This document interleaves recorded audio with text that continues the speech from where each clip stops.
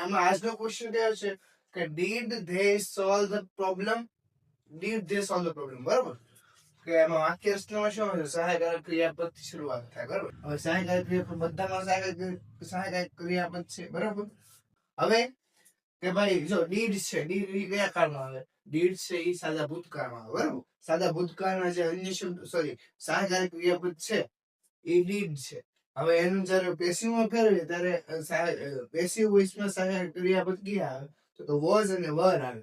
હવે વોઝ મૂકવું કે વર મૂકવું એ શેના આધારે નક્કી થાય કે ધ પ્રોબ્લેમ ના આધારે, બરોબર. એટલે કે કર્મના આધારે નક્કી થાય છે. જો કર્મ એક વચનમાં હોય તો વોઝ આવે, અને જો કર્મ બહુવચનમાં હોય તો વેર આવે, બરાબર.